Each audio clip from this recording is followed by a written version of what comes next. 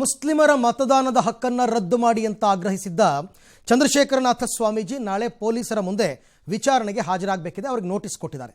ಆದರೆ ವಯಸ್ಸು ಮತ್ತು ಅನಾರೋಗ್ಯದ ಕಾರಣ ನಾನು ಹೋಗಲ್ಲ, ಪೊಲೀಸರೇ ಮಠಕ್ಕೆ ಬಂದು ಹೇಳಿಕೆ ಪಡೆಯಲಿ ಅಂತ ಸ್ವಾಮೀಜಿಯವರು ನಿನ್ನೆ ಹೇಳಿದ್ದಾರೆ. ಆದರೆ ಈವರೆಗೂ ಪೊಲೀಸರ ನಡೆ ಏನು ಅನ್ನೋದು ಗೊತ್ತಾಗಿಲ್ಲ. ಹೀಗಾಗಿ ನಾಳೆಯ ಬೆಳವಣಿಗೆ ಏನು ಅಂತಕ್ಕಂಥದ್ದು ಕುತೂಹಲ ಕೆರಳಿಸಿದೆ. ಈ ಮಧ್ಯೆ ಸ್ವಾಮೀಜಿ ವಿಚಾರದಲ್ಲಿ ಕಾನೂನು ಪ್ರಕಾರ ಕ್ರಮ ಆಗುತ್ತೆ ಅಂತ ಮುಖ್ಯಮಂತ್ರಿಗಳು ಹೇಳಿದ್ದಾರೆ. DCM ಅಂತೂ ಅಶೋಕ್ ವಿರುದ್ಧ ಕೆರಳಿದ್ರು. ಚುಂಚ ಶ್ರೀಗಳ ವಿರುದ್ಧ ಕೇಸ್ ಆದಾಗ ಅಶೋಕ್ ಎಲ್ಲೋಗಿದ್ರು? ಸುಮ್ಮನೆ ಒಣ ರಾಜಕಾರಣ ಮಾಡೋದು ಬಿಡಲಿ, ಬೆಂಕಿ ಹಚ್ಚಿ ಅದರಲ್ಲೇ ಅಶೋಕ್ ಬೀಡಿ ಸೇರ್ತಾ ಇದ್ದಾರೆ ಅಂತ DK ಶಿವಕುಮಾರ್ ಕಿಡಿಕಾರಿದ್ರು. ಇದಕ್ಕೆ ಅಶೋಕ್ ಕೂಡ ತಿರುಗೇಟು ಕೊಟ್ಟರು. ಇದಕ್ಕೆ ಧ್ವನಿಗೂಡಿಸಿದ CT ರವಿ ಕಾಂಗ್ರೆಸ್ ಕಾನೂನು ಪಕ್ಷಪಾತಿ ಅಂತ ಆಪಾದಿಸಿದರು. ಕಾನೂನು ಪ್ರಕಾರ ಕಾನೂನು ದೃಷ್ಟಿನಲ್ಲಿ ಏನು ಮಾಡಬೇಕು ಅದನ್ನು ಮಾಡ್ತಾರೆ ಅಷ್ಟೇ. ಕಾನೂನು ಚೌಕಟ್ಟಿನಲ್ಲಿ ಬರಲಿಲ್ಲ ಅಂದ್ರೆ ಮಾಡಲ್ಲ, ಕಾನೂನು ಚೌಕಟ್ಟಿನಲ್ಲಿ ಬರ್ತೀವಿ ಅಂದ್ರೆ ಮಾಡ್ತಾರೆ. ಉಗ್ರ ಹೋರಾಟ ಮಾಡ್ಬಿಡ್ತೀನಿ ಅಂತ ಅಶೋಕ್ ಹೇಳ್ತಾನೆ.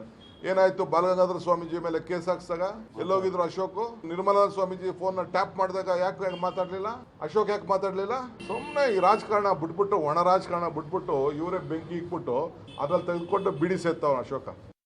ನನಗೆ ಬಿಡಿ ಸೇದೋ ಅಭ್ಯಾಸ ಇಲ್ಲ, ಚಟನೂ ಇಲ್ಲ ನನಗೆ. ಅದಕ್ಕೆ ಅಭ್ಯಾಸ ಇರೋರು ಅವ್ರು ಹೇಳಿರ್ಬೋದು, ಮೋಸ್ಟ್ಲಿ ಅವ್ರಿಗೆ ಅಭ್ಯಾಸ ಇರಬೇಕು, ಅದಕ್ಕೆ ಹೇಳಿದ್ದಾರೆ. ನಾನು ಮಠದ ಪರಮ ಭಕ್ತ. ಫೋನ್ ಟ್ಯಾಪ್ ಮಾಡಿದಾಗ ಇದೇ DK ಶಿವಕುಮಾರ್ ಪವರ್ ಮಿನಿಸ್ಟರ್, ಕೈ ಎತ್ತಿ ಜೋಡೆತ್ತು ಅಂತ. ಇವಾಗೇನು ಕುಂಟೆತ್ತಾಗೋಟ್ರು? ನಾನು ಯಾವತ್ತು ಮುಸ್ಲಿಂ ಭಯೋತ್ಪಾದಕ ಮಂಗಳೂರಲ್ಲಿ ಕುಕ್ಕರ್ ಬಾಂಬ್ ಬ್ಲಾಸ್ಟ್ ಮಾಡಕ್ ಹೋದವ್ರಿಗೆ ನಾನು ಯಾವತ್ತು ಬ್ರದರ್ಸ್ ಅಂದಿಲ್ಲ. ನಾನು ಸ್ವಾಮೀಜಿಗಳು ಸ್ಟೇಟ್ಮೆಂಟ್ ಕೊಟ್ಟರು, ಅದಕ್ಕೆ ಅವ್ರು ವಿಷಾದ ವ್ಯಕ್ತಪಡಿಸಿದ್ರು, ಎಲ್ಲವೂ ಕೂಡ ಆಯಿತು. ತುಂಬ ಸೂಕ್ಷ್ಮ ವಿಚಾರ ಇದು. ಹಾಗಾಗಿ ಈಗ ನಾಳೆ ನಾನು ಹೋಗಲ್ಲ ಅಂತ ಅವ್ರು ಸ್ಪಷ್ಟಪಡಿಸಿರೋದ್ರಿಂದ ಕಾನೂನು ಪ್ರಕಾರ ಪೊಲೀಸರೇ ಮಠಕ್ಕೆ ಹೋಗ್ಬಿಟ್ಟು ಏನಾದರೂ ಸ್ಟೇಟ್ಮೆಂಟ್ ತಗೋತಾರ ಗೊತ್ತಿಲ್ಲ. ಅಥವಾ ಸರ್ಕಾರ ಏನಾದರೂ, ಈಗ FIR ಕೂಡ ಆಗ್ಬಿಟ್ಟಿದೆ, ಸರ್ಕಾರ FIRನ ರದ್ದು ಮಾಡುವಂತಹ ನಿರ್ಧಾರಕ್ಕೆ ಬರ್ತಾರಾ ಗೊತ್ತಿಲ್ಲ. ಉಪ್ಪಾರಪೇಟೆ ಪೊಲೀಸ್ ಸ್ಟೇಷನ್ನಲ್ಲಿ ದೂರು ದಾಖಲು ಮಾಡಿದವರು ದೂರು ವಾಪಸ್ ತಗೋತಾರ ಗೊತ್ತಿಲ್ಲ. ಏನು ಬೇಕಾದರೂ ಆಗ್ಬೋದು. ಆದರೆ ಸೂಕ್ಷ್ಮ ವಿಚಾರ ಆಗಿರೋದ್ರಿಂದ ಇದರಲ್ಲಿ DK ಶಿವಕುಮಾರ್ ಅವರು ಅಷ್ಟು ಖಾರವಾಗಿ ಪ್ರತಿಕ್ರಿಯೆ ಕೊಟ್ಟಿದ್ದಾರೆ. ನೋಡೋಣ ನಾಳೆ ಅವ್ರು ಏನು ಮಾಡ್ತಾರೆ, ಏನು ಕ್ರಮ ತಗೋತಾರೆ ಅಂತಕ್ಕಂಥದ್ದನ್ನು. ಈಗಷ್ಟೇ ಒಂದು ಸುದ್ದಿಯನ್ನು ಕೊಟ್ಟಿದ್ದೆ ನಾನು. ಹಾಸನದ ಕಿತ್ತಾನೆ ಬಳಿ ಸಂಭವಿಸಿದಂತಹ ಅಪಘಾತದಲ್ಲಿ ಪ್ರೊಬೇಷನರಿ IPS ಅಧಿಕಾರಿ ಹರ್ಷವರ್ಧನ್ ಗಾಯಗೊಂಡಿದ್ರು ಅಂತ. ಈಗ ಬರ್ತಿರೋ ಮಾಹಿತಿ, ಅವರು ಮೃತಪಟ್ಟಿದ್ದಾರೆ. ಪ್ರೊಬೇಷನರಿ IPS ಹರ್ಷವರ್ಧನ್ ದುರ್ಮರಣಕ್ಕೀಡಾಗಿದ್ದಾರೆ. ಚಿಕಿತ್ಸೆ ಫಲಿಸದೆ ಹಾಸನದ ಖಾಸಗಿ ಆಸ್ಪತ್ರೆಯಲ್ಲಿ ನಿಧನ ಹೊಂದಿದ್ದಾರೆ. ಚಾಲಕನ ನಿಯಂತ್ರಣ ತಪ್ಪಿ ಮನೆಯೊಂದಕ್ಕೆ ಡಿಕ್ಕಿ ಹೊಡೆದಿತ್ತು ಪೊಲೀಸ್ ಜೀಪ್. ಹಾಸನದ ಕಿತ್ತಾನೆ ಅಂತಕ್ಕಂಥ ಗ್ರಾಮ, ಅದರ ಬಳಿ ನಡೆದಿರತಕ್ಕಂಥ ಭೀಕರ ಅಪಘಾತ. Probationary IPS Uttar Pradesh cadre 2023ರ ಬ್ಯಾಚಿನ ಅಧಿಕಾರಿ ಇವ್ರ ಜೊತೆ ಮಂಜೇಗೌಡ ಅಂತ ಅವರು ಕೂಡ ಗಾಯಗೊಂಡಿದ್ದಾರೆ. ಈಗಾಗಲೇ ಅವರು ಹೊಳೆ ನರಸೀಪುರ ಪ್ರೊಬೇಷನರಿ DYSP ಆಗಿ ರಿಪೋರ್ಟ್ ಮಾಡ್ಕೊಳ್ಳೋದಕ್ಕೆ ಹೋಗುವಾಗ ಪಾಪ ಅಪಘಾತ ಸಂಭವಿಸಿದ್ದು. ಈಗ ನಾವು ಆಗಲೇ ಹೇಳಿದ್ವಿ ಅವರ ಪರಿಸ್ಥಿತಿ ಕ್ಷಣಕ್ಕೂ ಬಿಗಡಾಯಿಸ್ತಾ ಇದೆ ಅಂತ. ಈಗ ಬರ್ತಾ ಇರೋ ಮಾಹಿತಿಯ ಪ್ರಕಾರ ಹಾಸನದ ಖಾಸಗಿ ಆಸ್ಪತ್ರೆಯಲ್ಲಿ ಪ್ರೊಬೇಷನರಿ DYSP ಹರ್ಷವರ್ಧನ್ ಮೃತಪಟ್ಟಿದ್ದಾರೆ.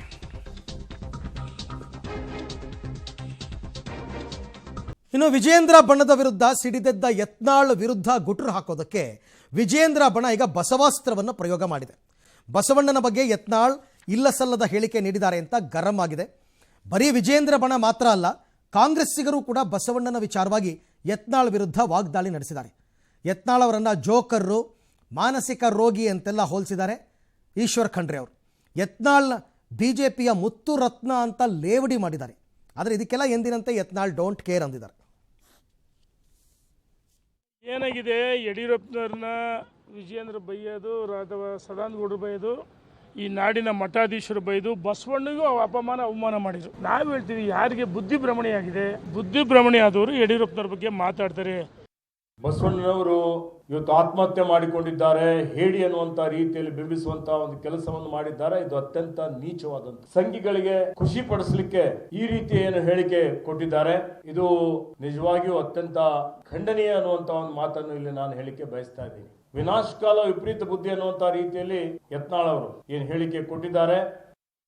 1,000 ಆಕಳ ಕಟ್ಟಿನಿ, ಯಾವ ಸ್ವಾಮಿಗಳು ಕಟ್ಟಾರಿ ಕರ್ನಾಟಕದಾಗ ತೋರಿಸ್ರಿ, ಬರೀ ನಾನು ಗೋಶಾಲಕ್ ಬಸವಣ್ಣವರು ನಿಜವಾದಂಥ ಕಾಯಕವೇ ಕೈಲಾಸನ ಮಾಡಕತ್ತಿ. ಕರ್ನಾಟಕ ಪರೀಕ್ಷಾ ಪ್ರಾಧಿಕಾರ KEAಗೆ ಮತ್ತೆ ಈಗ ಸೀಟ್ ಬ್ಲಾಕ್ ದಂಧೆಯ ಕಳಂಕ ತಟ್ಟಿದೆ. ಸೀಟ್ ಬ್ಲಾಕಿಂಗ್ ಕುರಿತು KEA ವಿರುದ್ಧ ಮಲ್ಲೇಶ್ವರಂ ಪೊಲೀಸ್ ಠಾಣೆಯಲ್ಲಿ ಪ್ರಕರಣ ದಾಖಲಾಗಿದೆ. ಈ ಬೆನ್ನಲ್ಲೇ ಕಾರ್ಯಾಚರಣೆ ನಡೆಸಿದ ಪೊಲೀಸರು KEA ಸಿಬ್ಬಂದಿ ಸೇರಿ 8 ಮಂದಿ ಶಂಕಿತ ಆರೋಪಿಗಳನ್ನು ವಶಕ್ಕೆ ಪಡೆದು ವಿಚಾರಣೆ ನಡೆಸಿದ್ದಾರೆ. ಪ್ರತಿಷ್ಠಿತ ಕಾಲೇಜುಗಳಲ್ಲಿ ಸೀಟ್ ಬ್ಲಾಕ್ ಮಾಡುವ ದಂಧೆಯಲ್ಲಿ ಇವರು ಪಾಲ್ಗೊಂಡಿದ್ದ ಅನುಮಾನ ಇದೆ. ಎಲ್ಲ ಗೊತ್ತಿದ್ರೂ ಉನ್ನತ ಶಿಕ್ಷಣ ಇಲಾಖೆ ಸುಮ್ಮನಿದೆಯಾ ಅಂತಕ್ಕಂಥ ಪ್ರಶ್ನೆ ಎದ್ದಿದೆ. ಇನ್ನು ಮೈಸೂರು ಮೂಡ ತನಿಖೆ ಅಂದರೆ ಮೂಡ ಹಗರಣ ಏನಾಗಿತ್ತು, ಈ ತನಿಖೆ ಹಳ್ಳ ಹಿಡಿತಾ ಇದೆ ಅಂತ ಬಿಜೆಪಿ ಆರೋಪಿಸಿದೆ. ಸರ್ಕಾರ ಎಲ್ಲದಕ್ಕೂ ತನಿಖಾ ಆಯೋಗಗಳನ್ನು ತೋರಿಸ್ತಾ ಕಠಿಣ ಕ್ರಮ ಕೈಗೊಳ್ಳುವ ವಿಚಾರದಲ್ಲಿ ಹಿಂದೆ ಸರಿತಾ ಇದೆ ಅಂತ ಬಿಜೆಪಿ ಶಾಸಕ ಶ್ರೀವತ್ಸ ಆರೋಪಿಸಿದ್ದಾರೆ. 50-50ಯಲ್ಲಿ ಎಷ್ಟು ಸೈಟ್ ಹಂಚಿದ್ದೀವಿ ಎಂಬ ಲೆಕ್ಕವನ್ನೇ ಸರ್ಕಾರ ಕೊಡ್ತಿಲ್ಲ. ಕೇಳಿದ್ರೆ ತನಿಖಾ ಆಯೋಗದ ಕಡೆ ಬೆರಳು ಮಾಡಿ ತೋರಿಸಿ ಸುಮ್ಮನಾಗ್ತಾ ಇದೆ. ಈ ವಿಚಾರದಲ್ಲಿ ರಾಜ್ಯಪಾಲರು ಮಧ್ಯಪ್ರವೇಶ ಮಾಡಬೇಕು ಅಂತ ಒತ್ತಾಯಿಸಿದ್ದಾರೆ. ಇಬ್ಬರು ಮಾಜಿ ಆಯುಕ್ತರ ಮೇಲೆ ಕ್ರಿಮಿನಲ್ ಕೇಸ್ ದಾಖಲಿಸೋದಕ್ಕೆ ಕೋರಿ ಡಿಸಿಗೆ ಶಾಸಕ ಶ್ರೀವತ್ಸ ಪತ್ರವನ್ನು ಕೂಡ ಬರೆದಿದ್ದಾರೆ. ಇನ್ನು ದೇಶಾದ್ಯಂತ ಈ ವಕ್ಫ್ ಬಿಲ್ ಬಗ್ಗೆ ಮತ್ತು ಕರ್ನಾಟಕದಲ್ಲಿ ವಕ್ಫ್ ಕಿತಾಪತಿ ಬಗ್ಗೆ ವ್ಯಾಪಕ ಚರ್ಚೆ ಆಗ್ತಿರುವ ಹೊತ್ತಲ್ಲಿ ನಮ್ಮ ನೆರೆಯ ರಾಜ್ಯ ಆಂಧ್ರದಲ್ಲಿ ಮಹತ್ವದ ಬೆಳವಣಿಗೆ ಒಂದು ನಡೆದಿದೆ. ಸಿಎಂ ಚಂದ್ರಬಾಬು ನಾಯ್ಡು ನೇತೃತ್ವದ NDA ಸರ್ಕಾರ ವಕ್ಫ್ ಬೋರ್ಡನ್ನು ವಜಾ ಮಾಡಿಬಿಟ್ಟಿದೆ. ಅಲ್ಲಿ ಹಿಂದಿನ ಸಿಎಂ ಜಗನ್ಮೋಹನ್ ರೆಡ್ಡಿ ಸರ್ಕಾರ ರಚಿಸಿದ್ದ ವಕ್ಫ್ ಮಂಡಳಿಯನ್ನು ಚಂದ್ರಬಾಬು ನಾಯ್ಡು ಸರ್ಕಾರ ವಿಸರ್ಜಿಸಿದೆ. ಇದನ್ನು ಬಿಜೆಪಿ ಬಂಡಾಯ ನಾಯಕ ಅರವಿಂದ ಲಿಂಬಾವಳಿ ಸ್ವಾಗತಿಸಿದ್ದಾರೆ. ಈ ಮಧ್ಯೆ ಈತ ಬೆಳಗಾವಿಯಲ್ಲಿ ಯತ್ನಾಳ್ ಬಣ ವಕ್ಫ್ ವಿರೋಧಿ ಪ್ರತಿಭಟನೆ ಮುಂದುವರೆಸಿದೆ. ನಾಳೆ ವಕ್ಫ್ ಅಕ್ರಮಗಳ ವಿರುದ್ಧ ಕೇಂದ್ರ ಸರ್ಕಾರಕ್ಕೆ ದೂರು ಕೊಡೋದಕ್ಕೆ ದೆಹಲಿಗೆ ಹೊರಟಿದ್ದಾರೆ ಯತ್ನಾಳ್ ಬಣ. ಇನ್ನು ಬಾಣಂತಿಯರ ಸರಣಿ ಸಾವಿನ ಹಿನ್ನೆಲೆಯಲ್ಲಿ ವಿಪಕ್ಷ ನಾಯಕ ಅಶೋಕ್ ಇವತ್ತು ಬಳ್ಳಾರಿಯ ಬಿಮ್ಸ್ಗೆ ಭೇಟಿ ಕೊಟ್ಟಿದ್ದರು. ಮಾಹಿತಿಯನ್ನು ಕಲೆ ಹಾಕಿದ್ರು. ಬಳಿಕ ಮಾತನಾಡಿದ ಅವರು, ಇಡೀ ರಾಜ್ಯವನ್ನು ಮೆಡಿಕಲ್ ಮಾಫಿಯಾ ಆವರಿಸಿದೆ. 10 ತಿಂಗಳಲ್ಲಿ 111 ನವಜಾತ ಶಿಶು ಸಾವನ್ನಪ್ಪಿವೆ. ಇದೀಗ ತಾಯಂದಿರು ಸಾವನ್ನಪ್ತಾ ಇದ್ದಾರೆ. ಇದಕ್ಕೆ ಯಾರು ಹೊಣೆ ಅಂತ ಪ್ರಶ್ನೆ ಮಾಡಿದ್ದಾರೆ. ಈ ಬಗ್ಗೆ ಲೋಕಾಯುಕ್ತ ತನಿಖೆ ಆಗಬೇಕು ಅಂತ ಆಗ್ರಹಿಸಿದ್ದಾರೆ. ಜನರಲ್ಲಿ ಒಂದು ಭಯದ ವಾತಾವರಣ ಇದೆ. ಈ ಮೆಡಿಕಲ್ ಮಾಫಿಯಾ 10 ತಿಂಗಳಲ್ಲೇ 111 ನವಜಾತ ಶಿಶುಗಳು ಸಾವನ್ನಪ್ಪಿದ್ದಾರೆ. ಕೊಲೆ ಮಾಡುವಂಥ ಕೆಮಿಕಲ್ ಇದು, ಔಷಧಿ ಅನ್ನಕ್ಕಾಗಲ್ಲ. ಇದನ್ನ ಲೋಕಾಯುಕ್ತ ತನಿಖೆಗೆ ಒಪ್ಪಿಸಬೇಕು ಅಂತೇಳಿ ನಾನು ಆಗ್ರಹವನ್ನು ಮಾಡ್ತಾ ಇದ್ದೀನಿ. ಅವ್ರು ಒಪ್ಪಿಸಿಲ್ಲ ಅಂದ್ರೂ ಕೂಡ ನಾನೇ ಲೋಕಾಯುಕ್ತಕ್ಕೆ ಮಹಾರಾಷ್ಟ್ರದಲ್ಲಿ ನೂತನ ಸಿಎಂ ಆಯ್ಕೆ ವಿಚಾರವಾಗಿ ಮಹಾಯುತಿಯಲ್ಲಿ ಉಂಟಾಗಿದ್ದ ಬಿಕ್ಕಟ್ಟು ಬಗೆಹರಿಯುವ ಲಕ್ಷಣ ಕಾಣಿಸ್ತಾ ಇದೆ. ಈ ಮೊದಲು ಸಿಎಂ ಸ್ಥಾನಕ್ಕೆ ಪಟ್ಟು ಹಿಡಿದಿದ್ದ ಶಿಂಧೆ ಶಿವಸೇನೆ ಇದೀಗ DCM ಹುದ್ದೆಗೆ ಒಪ್ಪಿಕೊಂಡಿದೆಯಂತೆ. ಇವತ್ತು ಸಂಜೆ ಸ್ವಗ್ರಾಮದಿಂದ ಸಿಎಂ ಶಿಂಧೆ ಮುಂಬೈಗೆ ತಲುಪಿದ್ದಾರೆ. ನಮ್ಮಲ್ಲಿ ಯಾವುದೇ ಭಿನ್ನಮತ ಇಲ್ಲ, ನಾಳೆಯ ಸಭೆಯಲ್ಲಿ ಸಿಎಂ ಆಯ್ಕೆ ನಡೆಯುತ್ತೆ ಅಂತ ಶಿಂಧೆ ಸ್ಪಷ್ಟಪಡಿಸಿದ್ದಾರೆ. ಅಜಿತ್ ಪವಾರ್ ಪ್ರಕಾರ ಸಿಎಂ ಸ್ಥಾನ ಬಿಜೆಪಿಗೆ ದಕ್ಕುತ್ತೆ. ಶಿವಸೇನೆ NCPಯಿಂದ ತಲಾ ಒಬ್ಬರು DCM ಆಗ್ತಾರೆ.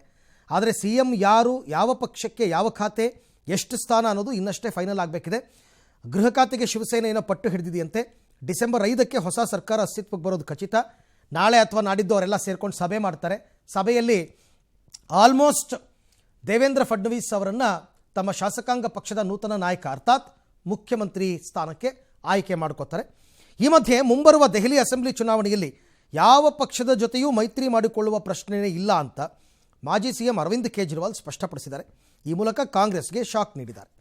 ಇನ್ನು ಬ್ರಹ್ಮಗಂಟು ಸೀರಿಯಲ್ ಖ್ಯಾತಿಯ ಕಿರುತೆರೆ ನಟಿ 29 ವರ್ಷದ ಶೋಭಿತಾ ಶಿವಣ್ಣ ಹೈದರಾಬಾದ್ನಲ್ಲಿ ಆತ್ಮಹತ್ಯೆ ಮಾಡಿಕೊಂಡಿದ್ದಾರೆ. ಸಕಲೇಶ್ಪುರ ತಾಲೂಕಿನ ಹೆರೂರು ಗ್ರಾಮದ ಶೋಭಿತಾಗೆ ಕಳೆದ ವರ್ಷ ತೆಲಂಗಾಣ ಮೂಲದ ಸುಧೀರ್ ಅವ್ರ ಜೊತೆ ಮದುವೆ ಆಗಿತ್ತು. ಆದರೆ ಅದೇನಾಯ್ತೋ ಏನೋ, ತಾವು ವಾಸ ಇದ್ದ ಶ್ರೀರಾಮನಗರ ಕಾಲೋನಿಯ ಫ್ಲ್ಯಾಟ್ನಲ್ಲೇ ಯಾರೂ ಇಲ್ಲದ ವೇಳೆ ಶೋಭಿತಾ ನೇಣು ಬಿಗಿದುಕೊಂಡು ಆತ್ಮಹತ್ಯೆ ಮಾಡಿಕೊಂಡಿದ್ದಾರೆ. ಗಚ್ಚಿಬೌಲಿ ಠಾಣೆಯಲ್ಲಿ ಪ್ರಕರಣ ದಾಖಲಾಗಿದೆ. ಶೋಭಿತಾ ಆತ್ಮಹತ್ಯೆಗೆ ಕಾರಣಗಳು ಏನು ಅನ್ನೋದ್ರ ಬಗ್ಗೆ ತನಿಖೆ ನಡೀತಾ ಇದೆ. ಒಸ್ಮಾನಿಯಾ ಆಸ್ಪತ್ರೆಯಲ್ಲಿ ಮರಣೋತ್ತರ ಪರೀಕ್ಷೆ ನಡೆದಿದೆ. ನಾಳೆ ಬೆಂಗಳೂರಿಗೆ ಮೃತದೇಹವನ್ನು ಕುಟುಂಬಸ್ಥರು ತರುವಂತಹ ಮಾಹಿತಿ ಇದೆ. ಇನ್ನು ಬಾಂಗ್ಲಾದೇಶದಲ್ಲಿ ಹಿಂದೂಗಳ ಮೇಲೆ ಅಟ್ಯಾಕ್ ದಾಳಿಗಳು ಅಂದರೆ ಟಾರ್ಗೆಟ್ ಹಿಂದೂ ದಾಳಿಗಳು ಮುಂದುವರೆದಿದೆ. ಢಾಕಾದಲ್ಲಿ ಪತ್ರಕರ್ತೆ ಮುನ್ನೀಶಾಗೆ ಕಹಿ ಅನುಭವ ಆಗಿದೆ. ದುಷ್ಕರ್ಮಿಗಳ ಗುಂಪು ಆಕೆಗೆ ಕಿರುಕುಳ ನೀಡಿದೆ. ನೀನು ಭಾರತದ ಏಜೆಂಟ್ ಎನ್ನುತ್ತಾ ದಾಳಿಗೆ ಮುಂದಾಗಿದೆ. ಪೊಲೀಸರು ಧಾವಿಸಿ ಆಕೆಯನ್ನು ಕಾಪಾಡಿದ್ದಾರೆ. ಭಾರತ ಸರ್ಕಾರ ಮತ್ತು ಶೇಖ್ ಹಸೀನಾರ ಸಮರ್ಥಿಸಿದ ಕಾರಣಕ್ಕೆ ಆಕೆ ಕಿರುಕುಳ ಅನುಭವಿಸಿದ್ದಾರೆ ಅಂತ ಹೇಳಲಾಗ್ತಾ ಇದೆ. ಈ ಮಧ್ಯೆ ಬಾಂಗ್ಲಾದಲ್ಲಿ ಹಿಂದೂಗಳ ಮೇಲಿನ ದೌರ್ಜನ್ಯ ಖಂಡಿಸಿ ಇಸ್ಕಾನ್ ಪ್ರಾರ್ಥನೆಯ ಮೂಲಕ ವಿಶ್ವದಾದ್ಯಂತ ಪ್ರತಿಭಟನೆ ನಡೆಸಿದೆ. ಬೆಂಗಳೂರಿನ ಇಸ್ಕಾನ್ ವತಿಯಿಂದ ಕೀರ್ತನೆಗಳನ್ನು ಹಾಡುವ ಮೂಲಕ ಸಾತ್ವಿಕವಾಗಿ ಪ್ರತಿಭಟನೆ ನಡೆಸಲಾಯಿತು. ಇನ್ನು ಪಶ್ಚಿಮ ಏಷ್ಯಾದಲ್ಲಿ ಈಗ ಮತ್ತೊಂದು ಬಿಕ್ಕಟ್ಟು ಉಂಟಾಗಿದೆ. ಸಿರಿಯಾದಲ್ಲಿ ಮತ್ತೆ ಅಂತರ್ಯುದ್ಧ ಶುರುವಾಗಿದೆ. 23 ಲಕ್ಷ ಜನಸಂಖ್ಯೆ ಇರುವಂತಹ ಅಲೆಪ್ಪೋ ನಗರ ಮತ್ತೆ ಬಂಡುಕೋರರ ವಶವಾಗಿದೆ. ವಾಯುವ್ಯ ಸಿರಿಯಾದ ಹಲವು ಗ್ರಾಮ ಪಟ್ಟಣಗಳನ್ನು ಬಂಡುಕೋರರು ತಮ್ಮ ನಿಯಂತ್ರಣಕ್ಕೆ ಪಡೆದುಕೊಂಡಿದ್ದಾರೆ. ಟರ್ಕಿ ಬೆಂಬಲಿತ ಅಲ್ ಖೈದಾ ಅಂಗಸಂಸ್ಥೆ ತಹರೀರ್ ಅಲ್ ಶಮ್ ಸಂಘಟನೆ ಬಂಡುಕೋರರು ಈ ಕೃತ್ಯವನ್ನು ಎಸಗಿದ್ದಾರೆ. ತಮ್ಮನ್ನು ಯಾವಾಗಲೂ ಬೆಂಬಲಿಸ್ತಾ ಇದ್ದ ರಷ್ಯಾ ಉಕ್ರೇನ್ ವಿರುದ್ಧದ ಯುದ್ಧದಲ್ಲಿ ಬ್ಯುಸಿಯಾಗಿರೋದು ಅಸಾದ್ ಸರ್ಕಾರದ ಟೆನ್ಷನ್ಗೆ ಕಾರಣ ಆಗಿದೆ. ಇನ್ನು ಡೊನಾಲ್ಡ್ ಟ್ರಂಪ್ ಅಧಿಕಾರಕ್ಕೆ ಬರುವ ಮುನ್ನವೇ ಬ್ರಿಕ್ಸ್ ದೇಶಗಳಿಗೆ ಬೆದರಿಕೆ ಹಾಕುವ ಧಾಟಿಯಲ್ಲಿ ಮಾತನಾಡಿದ್ದಾರೆ. ಬ್ರಿಕ್ಸ್ ದೇಶಗಳು ತಮ್ಮದೇ ಆದ ಕರೆನ್ಸಿ ಹೊಂದಲು ಪ್ರಯತ್ನ ಪಟ್ಟರೆ ಆ ದೇಶಗಳ ಉತ್ಪನ್ನಗಳ ಮೇಲೆ 100% ಸುಂಕ ವಿಧಿಸುವ ಎಚ್ಚರಿಕೆಯನ್ನು ಟ್ರಂಪ್ ನೀಡಿದ್ದಾರೆ. ನ್ಯೂಯಾರ್ಕ್ನಲ್ಲಿ ಅಕ್ರಮ ವಲಸಿಗರನ್ನು ಇರಿಸಿದ್ದ ಪಾಕ್ ಸರ್ಕಾರಿ ಸ್ವಾಮ್ಯದ ಹೋಟೆಲ್ಗೆ 1860 ಕೋಟಿ ಬಾಡಿಗೆ ಪಾವತಿ ಮಾಡಿರೋದಕ್ಕೆ ವಿವೇಕ್ ರಾಮಸ್ವಾಮಿ ಆಕ್ಷೇಪ ವ್ಯಕ್ತಪಡಿಸಿದ್ದಾರೆ. ಈ ಮಧ್ಯೆ FBI ಡೈರೆಕ್ಟರ್ ಆಗಿ ನಿರೀಕ್ಷೆಯಂತೆಯೇ ಭಾರತ ಮೂಲದ ಕಶ್ಯಪ್ ಪಟೇಲ್ ಅವರನ್ನು ಟ್ರಂಪ್ ಆಯ್ಕೆ ಮಾಡಿಕೊಂಡಿದ್ದಾರೆ. ಇನ್ನು ತಮಿಳುನಾಡು ಗಡಿ ಪ್ರದೇಶ ಡೆಂಕಣಿ ಕೋಟೆಯಲ್ಲಿ ಆನೆಗಳ ಹಿಂಡು ಪರೇಡ್ ನಡೆಸಿವೆ. ಅತ್ತ ಬೇಲೂರಿನ ಅಗುಡ್ಲು ಬಳಿ 30ಕ್ಕೂ ಹೆಚ್ಚು ಆನೆಗಳಿಂದ ಬೀಟಮ್ಮ ಗ್ಯಾಂಗ್ ಬೀಡ್ಬಿಟ್ಟಿದೆ. ಕೆರೆಯ ನೀರಿನಲ್ಲಿ ಜಲಕ್ರೀಡೆ ಆಡಿವೆ. ಮಸ್ಕಿಯ ಬುದ್ದಿನಿ ಗ್ರಾಮದ ಜನಕ್ಕೆ ತಿಂಗಳಿಂದ ಕಾಟ ಕೊಡ್ತಾ ಇದ್ದ ಕೋತಿಯನ್ನು ಕೊನೆಗೂ ಸೆರೆ ಹಿಡಿಯಲಾಗಿದೆ.